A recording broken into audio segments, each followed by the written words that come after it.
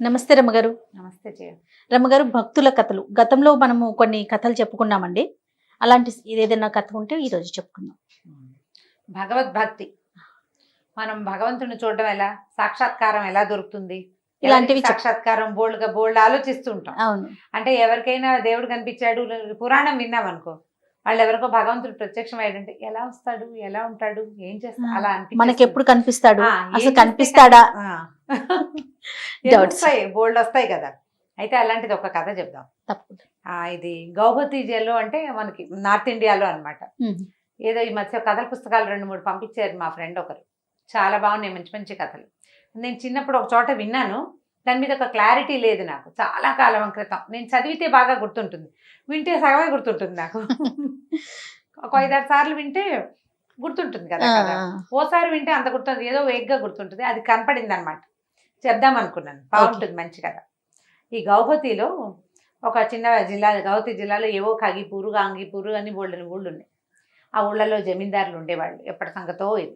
అయితే ఈ జమీందారుల దగ్గర ఏంటంటే, ఆ ఊళ్ళో ఉన్న బీద బిక్కి జనము, అనాథలుగా ఉండే పిల్లలు, అమ్మా నాన్న లేని పిల్లలు, వాళ్ళని ఏం చేసేవాళ్ళు అంటే జమీందారులు తమ దగ్గర పెట్టుకునేవాళ్ళు.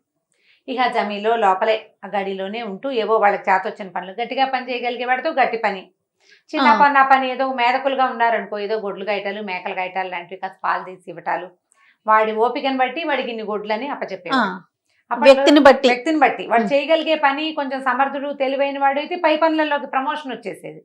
లేకపోతే ఏముంది, ఆ పిల్లల గొడ్లు తోలుకెళ్ళాలి అవి చేసి వచ్చి జమీలోనే లోపల ఆ తిళ్ళు తినేసి అక్కడే ఏదో గొడ్డదొడ్లో ఎక్కడో చోట హాయిగా పడుకుని మళ్ళా భోజనాలు అన్నీ మామూలు జరిగిపోతూ ఉండేవి. వాళ్ళకి ఏంటంటే జీవితానికి భయం లేదు, ఈ జమీందారు ప్రాపకంలో ఉండేవాళ్ళు. అలాంటి కాలం అనమాట. చపలుడని ఒక కుర్రాడు ఉండేవాడు. వాడు ఏంటంటే చపల చిత్తం, వాడికి ఏం మాట్లాడతాడో వాడికి తెలీదు. అమ్మ నాన్న లేరు పాపం, లేక ఈ జమీందారి కుటుంబంలోనే ఆ బయట అక్కడే చిన్న పై పనులు చేస్తూ ఉండేవాడు. అయితే వాడు కొంచెం అమాయకుడు, మేధకుడు. ఎవరికైనా పుట్టుకతోటి కొంత తెలివి ఉంటుంది. ఆ తెలివిని మనం చుట్టుపక్కల ఉన్న జనం, అంటే సాంగత్యం వల్ల, సంఘం వల్ల, మనం ఎవరితోటి కలిసి ఉన్నామో వాళ్ళ పరిస్థితులు, వాళ్ళ ప్రభావం, వాళ్ళ పద్ధతుల వల్ల తెలివి రాపిడికి గురయ్యి ఇంకా కొంచెం తెలివిగా అవుతారు. అవునండి. కొంచెం తెలివి తక్కువ వాళ్ళు అనుకో, వాళ్ళకి సరైన కంపెనీ, సరైన మాట తీరు లేకపోతే వాడికి ఏం తెలియదు. వాడు ఏదో ఎడ్డిగా మాట్లాడాడు, ఖండించి అరే అబ్బాయి తప్పురా, అట్లా కాదు ఇట్లా అనాలి అని చెప్పే వాళ్ళు ఎవరు లేరు అనుకో, వాడు అలానే ఉంటాడు. ఇక వాడు అలాగే ఉంటాడు. మన దగ్గర మంచి పెంపకాలు అన్నీ ఉన్న ఇళ్లల్లో కూడా పిల్లలు మొండిగా మాట్లాడతారు. ఎవరైనా పెద్దవాళ్ళని తుస్కరిస్తే నీ బొట్టు నా బట్టి వాళ్ళు కేకలేదనుకో, అట్లా అనకూడదు అని చెప్పలేదనుకో, వాడు అదే మాట్లాడతాడు. అదే మాట రేపొద్దున మా అన్ని కూడా అంటాడు. నోటికి ఎంతసేపు నవ్వేస్తారు తల్లులు, మావాడు ఇలాగే మాట్లాడతాడని. అది శాశ్వతంగా ఉండిపోతుంది, దాన్ని కట్ చేయాలి. తప్పు, అలా మాటలు ఎక్కువ అవుతున్నాయి, అలా కూడా అనకూడదు, అట్లా అనకూడదు. వాళ్ళు వెళ్ళిపోయాక నువ్వు ఇందాక అలా మాట్లాడావు, అలా మాట్లాడకూడదు అని చెప్పాలి తప్పకుండా. ఈ కరెక్షన్స్ అవి లేకపోవటము, సరైన సాంగత్యం లేకపోవటంతో వాడి ఎడ్డిగా, తెలివి తక్కువగా, చపలచిత్తంగా ఉండే మాటలు వాడికి ఫిక్స్డ్గా అలాగే ఉండిపోయినాయి. ఒక రకమైన అమాయకత్వం, కొంత మూర్ఖత్వం, కొంత తెలియనితనం, ఇలా నానా రకాల భావాలతోటి ఉండేవాడు. అయితే వాడికి ఒక 5 ఆవుల్ని అప్పచెప్పారు. వాడు ఆవులు మేపుకోవడానికి పోయేవాడు. ఒకరోజు చెరువు పక్కన ఆవుల్ని వదిలిపెట్టాడు. అవి నీళ్ళు తాగి వేస్తున్నాయి చుట్టుపక్కల ఎక్కడో. ఓ చెట్టు కింద కాళ్ళు జాపు పడుకున్నాడు. అంతలో ఏమైందట, ఒక బ్రాహ్మణ ఆయన అక్కడికి వచ్చాడు. ఆయన చక్కగా సాధువుగా ఉన్నాడు, మంచి తిలకధారణ చేశాడు. బొట్టు అది చూస్తే మహాముచ్చటగా ఉన్నాడు, బాగున్నాడు చూడ్డానికి, దండం పెట్టాలనిపించేంత చక్కటి రూపం. బొట్టు అది అంటే చక్కగా బొట్టు పెట్టుకుని, నామం పెట్టుకుని, గుండు పిలక అవి ఉంటే ఏదో బాగున్నాడు అనిపిస్తుంది కదా. సరే, అతను ఏం చేశాడు, ఈ ఒంటి మీద ఉన్న ధావతి విప్పి ఒక చిన్న తువ్వాలొటి కట్టుకుని చెరువులో దిగి స్నానం చేశాడు. సంచి ఎక్కడో తగిలిచ్చాడు చెట్టుకి. స్నానం చేసి వచ్చాక గట్టు మీద నిలబడి కూర్చుని ముక్కు మూసుకుని బోల్డ్ సేపు ధ్యానం చేసుకున్నాడు. తడిబట్టతోటే కూర్చుని ధ్యానం చేశాక సరే లేచాడు. ఊళ్ళో అది శుభ్రంగా తుడుచుకుని ఇందాక విప్పి పక్కన పెట్టుకున్నాడుగా, ఆ పంచ కట్టుకుని లోపల నుంచి ఓ ఉత్తరయం తీసి మెడలో వేసుకున్నాడు. సంచిలో ఓ 2 సున్నుండలు ఉన్నాయి, 2 సున్నుండలు తీసుకుని తిన్నాడు. తిని కాసిన చెరువులోకి దిగి మంచి వైపు నుంచి కాసిన మంచినీళ్ళు దోశలతో నీళ్ళు పట్టుకు తాగి బయలుదేరి వెళ్ళబోయాడు. ఈ చపలుడు చూస్తున్నాడు ఇందాక నుంచి. ఆయన ఏం చేస్తాడు, ముక్కు మూసుకుని ఎలా కూర్చున్నాడు, ట్రై చేశాడు ముక్కు మూసుకుని. మన వల్ల అయ్యేలా కదా, ఏం చేశాడు ఈయన, ముక్కు మూసుకుని. సరే అయ్యా నమస్కారం అండి అన్నాడు. నమస్కారం నాయనా, ఏమిట్రా నాయనా అని అడిగాడు. మీది ఏ ఊరండి అన్నాడు. అదేదో ఊరు అవతల. మరి ఎక్కడికి వెళ్తున్నారంటే, గౌహతిలో మా శిష్యులు ఉన్నారు, దౌలతాబాద్లో శిష్యులు ఉన్నారు, నేను అక్కడికి వెళ్తున్నాను అన్నాడు. ఇందాక మీరు ముక్కు మూసుకుని ఏదో చేశారు, ఏం చేశారంటే అన్నాడు. నేను ముక్కు మూసుకుని దేవుణ్ణి చూస్తున్నాను అని చెప్పాడు. ముక్కు మూసుకుంటే దేవుడు కనపడతాడండి అని అడిగాడు. కనపడతాడు నాయన, నేను రోజు చూస్తాను దేవుణ్ణి అన్నాడు. అని చిరంజీవి అని చెప్పి వెళ్ళిపోయాడు. వీడు అనుకున్నాడు, ఓహో స్నానం చేసి కూర్చుని ముక్కు మూసుకోవాలి, తర్వాత ఏదైనా తినాలి, ముందు తినకూడదు అని అనుకుని ఏం చేశాడు, వాడి దగ్గర రెండో వస్త్రమే లేదు. ఆయన ఏం చేశాడు, ఇందాక ఒక చిన్న తువ్వాలు కట్టుకుని పంచి అక్కడ పెట్టాడు. వీడు ఒంటి మీద ఒక చిన్నది గావంచా లాంటిది ఉంది. ఆ గావంచా విప్పి అక్కడ పెట్టి బట్టలు లేకుండానే పోయి చెరువులో స్నానం చేశాడు. ఆయనకి గావంచా ఉంది కాబట్టి గావంచాతో కూర్చున్నాడు. మన గావంచా లేదు కదా, అలాగే కూర్చుందామని కూర్చుని ముక్కు మూసేసుకున్నాడు. ముక్కు మూసుకుని ఆయన ఏం చేశాడు, ఆయన వాడికి తెలియదు ఏంటంటే ఆయన ప్రాణాయామం చేశాడు. ఓ వైపు గాలి తీసుకుని రెండో వైపు వదిలి ఏదో చేశాడు ప్రాణాయామం. లేదా కాసేపు ఆపి కాసేపు కుంభకం నుండి తర్వాత వదిలిపెట్టి ఉంటాడు. వీడికి ముక్కు మూసుకోవడం ఒకటే అర్థమైంది. ఇక ముక్కు మూసుకుని కూర్చున్నాడు. పై ప్రాణాలు పైన పోతున్నాయి. చూద్దామంటే కళ్ళు తెరిపిళ్ళు పెట్టల్లా, ఏమీ కనపట్టల్లా. ఆ పైన వెళ్తున్నాడు గరుడగమనుడు విష్ణుమూర్తి. అయ్యో వీడు అమాయకుడు, ముక్కు మూసుకుంటే దేవుడు కనపడతాడని చూస్తున్నాడు కాబోలు అని చెప్పి, సరే వీడికి కనపడదాం, ప్రాణం పోయేలాగా ఉంది, వాడు ఏమైనా సరే ఆ దేవుడు ఎవడో వాడిని చూడాలి. దేవుడు ఎట్లా ఉంటాడో వీడికి తెలీదు. దేవుడు దేవుడు అని చెప్పుకుంటారు ఊళ్ళో. ఆయన ఎట్లా ఉంటాడో వీడికేం తెలుసు, ఏనాడు చూడలేదు, వాడికి బుద్ధి కూడా లేదు పాపం అంట. అక్కడి నుంచి ఇక అట్లా ప్రాణం పోయే పరిస్థితి వచ్చేస్తుంది. వాడి కళ్ళు అవి తిరిగిపోతున్నాయి వెనక్కి. ఈయన వచ్చాడు, వచ్చి తట్టాడు. అబ్బాయి లేలే, నేనే దేవుణ్ణి వచ్చానని. ఆ కళ్ళు తెరిచి చూశాడు. ఎవరండి మీరు అన్నాడు. దేవుడినేనైనా, నువ్వు నా కోసమేగా ముక్కు మూసుకున్నాడు. నువ్వు దేవుడివేనా అన్నాడు. దేవుడినే అన్నాడు. నాకేమిటి సాక్ష్యం నువ్వు దేవుడివని అనేసరికల్లా నేనే రా దేవుడిని అంటే, కాదండి ఇందాక ఒక ఆయన ఇక్కడ ముక్కు మూసుకుని తపస్సు చేశాడు, ముక్కు మూసుకుని కూర్చున్నాడు. ఆయనకు నువ్వు రోజు కనపడతావుట, నేను ఆయన తీసుకొస్తా, నువ్వే దేవుడు అని ఆయన చెప్తేనే నేను నమ్ముతానన్నాడు. శభాష్. అనేసరికి ఆయన నన్ను ఎప్పుడూ చూడలేదన్నాడు. కాదు నేను చూశానని చెప్పాడు ఆయన నేను చూశానని చెప్పాడు కాబట్టి ఇప్పుడు నేను ముక్కు మూసుకు కూర్చున్నాను. నువ్వు వచ్చావు కదా, దేవుడివో ఇంకోడివో, ఆయన చెప్పిన మాట అక్షరాల నిజం. ఆయన అబద్ధం ఎందుకు చెప్తాడు, పండితుడు పెద్ద ఆయన పాపం, ఆయన నిజమే చెప్పాడు. అనేసరికల్లా ఆయన వాడు అబద్ధం చెప్పాడు, నీకు ముక్కు మూసుకుంటాడు కానీ అతను నన్ను ఎప్పుడు చూడలేదన్నాడు. నువ్వు చెప్తే నేను నమ్మాను, నువ్వెవరో నాకు తెలియదు, నాకు ఆయన తెలుసు. ఆయన ముక్కు మూసు కూర్చున్నాడు. ఆయన చెప్పాల్సిందే.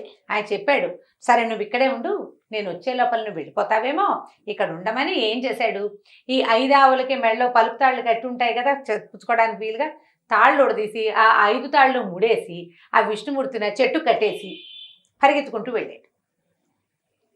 వెళ్ళేసరికల్లా సరే అక్కడ పరిగెత్తుకెళ్ళి వెళ్ళి ఆయన ఎక్కడికో నడిచిపోతున్నాడు. ఆయన పట్టుకొచ్చాడు. అయ్యా ఒక ఆయన వచ్చాడండి, నేను కూడా ముక్కు మూసు కూర్చుంటే మీకు మళ్ళీను ఆ వచ్చిన ఆయన నేనే విష్ణుమూర్తిని దేవుడిని అని చెప్తున్నాడు. విష్ణుమూర్తి అంటల్లా, నేనే దేవుడిని అని చెప్తున్నాడు, దేవుడు అవునో కాదో చూడండి అన్నాడు.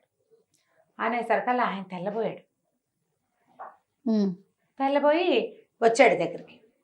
తీరా చూస్తే చెట్టుకి తాడు కట్టేసి ఉంది కానీ మనిషి ఎవరు అక్కడ కనిపించట్లా. ఇదిగోనండి ఈయనే నేను దేవుణ్ణి అంటున్నాడు, మీరు చూడండి అంటే ఇతనికి అర్థమైంది బ్రాహ్మడికి, వీడు ఖచ్చితంగా భగవంతుడిని చూస్తున్నాడు, తను చూడలేకపోతున్నాను అర్థమైపోయింది. అర్థమయ్యి ఆయన అయ్యో నేను ఎంతో తపస్సు చేయాలి ఇంకానని వెళ్ళిపోయాడు. ఆయన దేవుడేనని చెప్పి అప్పుడు నువ్వు నిజంగానే దేవుడివా అని చెప్పి కట్లు ఓడి తీసేసాడు. ఈ చెప్పలేడు ఓడి తీసేస్తే ఆయన నీకేం కావాలో చెప్పు అన్నాడు. రోజు నేను ముక్కు మూసుకున్నప్పుడు నువ్వు నాకు కనపడు, నాతో పాటు ముక్కు మూసుకుంటే దేవుడు కనపడతాడని చెప్పాడు చూడు, ఆయనకు కూడా కనపడాలి నువ్వు. ఆయన చెప్పాడు, ఆయన తనకి కనపడ్డాడు రా, ఆయన అబద్ధం చెప్తున్నాడు, ఆయన నన్ను చూడలేదంటే నాకైతే నిజమే ఆయన చెప్పింది, ఆయనే నా గురువు, ఆయన చెప్పడం బట్టే కదా ముక్కు మూసుకుంటే నువ్వు కనపడ్డావు నాకు, నాతో పాటు ఆయన ముక్కు మూసుకున్నప్పుడల్లా ఆయనకు నువ్వు కనపడాలి అని ఒప్పించాడు విష్ణుమూర్తి. సరేనన్నాడు.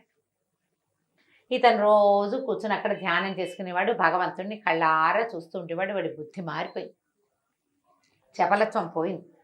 సంవత్సరం గడిచింది. వీడి పిచ్చి రూపు, వెర్రి చూపు, అతి మాటలు అన్నీ పోయినాయి. నిత్యం భగవద్ దర్శనం చేసేవాడికి ఇంకేమిటి, వాడికి జ్ఞాననేత్రం తెరుచుకుపోయినట్టే, ఇక ఏమీ లేదు. అవి వచ్చేసరికి ఒకళ్ళకొకళ్ళు దండం పెట్టుకున్నారు. అయ్యా నువ్వు నా గురువు అంటాడు చెప్పలేడు, నువ్వే నా గురువి, నీ వల్లే నాకు విష్ణు దర్శనం అయింది అంటాడు అవతల పండితుడు. ఒకళ్ళనొకళ్ళు గౌరవించుకున్నారు. నువ్వే నా గురువి, నువ్వే నా గురువి అనేసరికల్లా అప్పుడు ఆయన ఏం చెప్పాడంటే, నీ వల్ల నాకు విష్ణు దర్శనం అయింది, ఇదివరకు పౌరోహిత్యం చేసేవాడిని, నేను అది కూడా వదిలిపెట్టేశాను, కేవలం విష్ణు దర్శనమే చేస్తున్నాను అంటే అప్పుడు చెప్పలు రెడ్డి మరి మనం ఏం చేద్దాము అని. ఏం చేస్తాము? భగవద్ ధ్యానమే చేద్దాం, భగవన్ నామాన్ని ప్రచారం చేద్దాం అన్నట్టు పండితుడు. ఆయన పండితుడు అవడంతో ఆయన ఆలోచన, ఆయన విధానం, ప్రపంచాన్ని చూసే లుక్ వేరు. ఇప్పుడు భక్తుడైనప్పటికీ చదువు లేనివాడు, పల్లెటూరి వాడి ఆలోచన అవుట్లుక్ కొంత ఖచ్చితంగా వేరుంటుంది. మనకి తెలిసిన ఈ భగవన్ నామము, భగవద్ ధ్యానము, భగవత్ స్వరూపము ప్రపంచానికి తెలియచేద్దామన్నట్ట పండితుడు. ఇవాళ నుంచి మనం రామనామాన్ని ప్రచారం చేద్దాం అని చెప్పాడు. సరే, ఇద్దరు పేర్లు మార్చుకోవాలి, పేర్లు పెట్టుకోవాలి. అప్పుడు ఏమన్నారంటే, ఒకళ్ళకొకళ్ళు గురువు కదా. ఈ ఆవుల్ని కాసేవాడేమో పండితదాసు, ఈ రెండు బ్రాహ్మణేమో అహీరదాసు. అంటే అహీరుడు అంటే గోవులు కాచేవాడు, గోవులు కాచేవాడి శిష్యుడు పండితుడు. ఆయన పేరు అహీరదాసు పెట్టుకుని పండితుడు శిష్యుడిగా మారినటువంటి ఈ పల్లెటూరు అబ్బాయి పండితదాసుగా పేర్లు పెట్టుకుని ఈ పండితదాసు అహీరదాసు పేరుతోటి గౌహతి జిల్లా అంతా రామనామాన్ని ప్రచారం చేశారు. ఇది చాలా సంవత్సరాల క్రితం నిజంగా జరిగిన కథేనట. ఒక పల్లెటూరు వాడికి ఒక బ్రాహ్మడు ముక్కు మూసుకుంటే భగవంతుడు కనపడతాడని చెప్పిన మాటని నమ్మినందుకు ఇద్దరికి ఒక నమ్మకం వల్లే భగవద్ దర్శనం జరిగింది. రోజు ప్రాణాయామం చేసే బ్రాహ్మడు ప్రాణాయామం అలవాటుగా భగవద్ దర్శనం ఏనాటికో లభిస్తుందని నమ్మాడు, కానీ ఒకడికి చెప్పిన మాట వల్లే తనకి దర్శనం లభిస్తుందని ఆయన ఊహించను కూడా లేదు. అట్లాంటి ఊహించని అవకాశాలు ఇస్తాడు భగవంతుడు నమ్మితే. త్రికరణ శుద్ధిగా భగవంతుడిని నమ్మాలి. ఇప్పుడు భగవద్ దర్శనం అంటే సాక్షాత్తు స్వరూపంతో కనపడడం కాదు, భగవంతుడిలాగా ఎవడొకడు అమ్మా దేవుడిలాగా వచ్చాడు ఆయన ఆ సమయానికి అంటాం. ఎక్కడో పడిపోయాం, ఎవడో రోడ్డు మీద పోయేవాడు లేపి తీసుకొస్తాడు, లేపేస్తాడు, ఎక్కడో కూర్చోబెడతాడు, కాస్త మంచినీళ్ళు ఇస్తాడు, వాడి పేరు కూడా అడగని చేయం మనం. అవునండి, వాళ్ళు ఎవరో కూడా మనకు తెలియదు. మళ్ళీ అతను ఎదురుపడినా నువ్వు గుర్తుపట్టవు, నువ్వెవరో అతనికి తెలియదు. ఆ సమయంలో భగవంతుడు ఏ రూపంలో వచ్చాడు? దారే పోయేవాడి రూపంలో వచ్చాడు. అంతే కదా. అంతే. ఓ పిల్ల తప్పిపోయింది, ఇక్కడ వెతుక్కుంటారు, ఆ పిల్లని ఎవరో ఎత్తుకుపోయారు.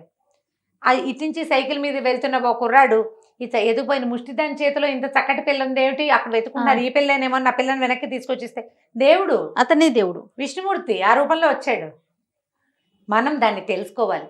ఇది ఈ స్వరూపంలో భగవంతుడు మనకి సహాయం చేశాడని గుర్తెరగాలంటే నమ్మాలి కదా. శంఖచక్రాలు ఉన్నవాడే విష్ణువా? కాదు కదా. శంఖచక్రం లేకపోయినా కూడా విష్ణువే. మనని రక్షించిన వాడెప్పుడు, మనకి ఆపదల్లో ఆదుకున్నవాడు, అవసరానికి ఒక సహాయం చేసేవాడు, మనకి, మన తోటి వాళ్ళకి, మన పిల్లలకి, మన అక్క చెల్లెళ్ళ అన్నదమ్ములకి ఎవడైనా ఒకడు సహాయం చేశాడు అయాచితంగా, ఎవరో తెలియకుండా చేశాడంటే అది భగవత్ సహాయమేనని మనం తెలుసుకుని గుర్తెరిగి ప్రవర్తించాలి. భక్తుల కథలు చెప్పేవన్నీ దానికోసం. అది రూపం ఎలా ఉన్నా సరే, వాళ్ళు ఎవరైనా సరే, వాళ్ళు వీళ్ళే కావాలన్న నియమం అసలు లేనే లేదు. మనం భగవంతుడి మీద విశ్వాసం ఉంటే మనకు తెలుస్తుంది, ఖచ్చితంగా మనకు అర్థమవుతుంది. చాలా మంది వితండవాదం చేస్తూ ఉంటారు, అమ్మగారు దేవుడేడి చూపించండి, ఇక్కడున్నారా అక్కడున్నారా అని.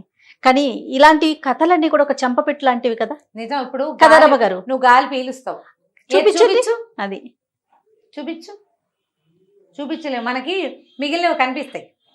నింగి నేల నీరు నిప్పు కనిపిస్తుంది, గాలి చూపించు, అసలు అది లేకుండా ఒక్క క్షణం ఉంటావా నువ్వు? ఒక్క క్షణం గాలి లేని ఒక్క క్షణం నువ్వేమవుతావు? ఏది లేదు, మిగిలిన శూన్యం కదా, పోతాయి కదా, మిగిలినవన్నీ పోతాయి. మనకి ఊపిరికి అవసరమైన గాలి నీ కంటికి కనపడు. నువ్వు పీల్చే గాలికి నువ్వు కృతజ్ఞుడవై ఉండాలి. ఆ గాలే భగవంతుడు. ఆ గాలి వల్లే నీ లోపల ఉన్న జ్యోతి వెలుగుతూ ఉంటుంది. ఎప్పుడైతే అది రాదో ఇది వెలగదు. అంతే. నువ్వు ఇలా ఉండవు, అప్పుడు నువ్వు ఇలా ఉండే అవకాశం నీకు లేదు. ఇక దాని మీద నీ కంట్రోల్ లేదు, నీకేమీ లేదు. నీ కంట్రోల్ ఉందా? గాలి లేని మరుక్షణం ఇంకేముంది? శూన్యం కదా. మనం అది తెలుసుకుని అది నమ్మాలి. అది నమ్మితే, ఇప్పుడు అందరినీ సన్యాసం తీసుకోండి, ఏదో భక్తులుగా మారిపోండి, ఎప్పుడు దేవాలయాల్లోనే గడపండి అని చెప్పడం మన ఉద్దేశం కాదు. నమ్మకం కలిగి ఉండాలి అనేది మన ఉద్దేశం. నువ్వు భగవంతుడి మీద నమ్మకం ఉంటే మనిషి మీద నమ్మకం ఉంటుంది. ప్రపంచాన్ని నమ్మాలి. ఏవో ఇబ్బందులు వస్తాయి. దారి ఇప్పుడు చూడు, రోడ్డు మనం నడిచేందుకు ఉంది, అప్పుడప్పుడు జారి పడమా? పడితే ఇక రోడ్డు కాదంటామా మనం? భయం భక్తి రెండూ ఉండాలి. ఆ రెండు ఉంటే, విశ్వాసము నమ్మకం ఉంటే చక్కగా జీవితం నడిచిపోతుంది. కొంత భక్తి కలిగి ఉండటం సజావుగా నడుస్తుంది. ఇప్పుడు మన ప్రపంచానికి చాలా అవసరం భక్తి. ఖచ్చితంగా అండి. అద్భుతమైన కథ చెప్పారు అమ్మగారు. నమస్తే అండి. నమస్తే జయ. ఇక ఈ వీడియో కనుక మీకు నచ్చినట్లయితే లైక్ చేయండి, షేర్ చేయండి. మరిన్ని వీడియోస్ కోసం మా ఛానల్ని సబ్స్క్రైబ్ చేసుకోండి.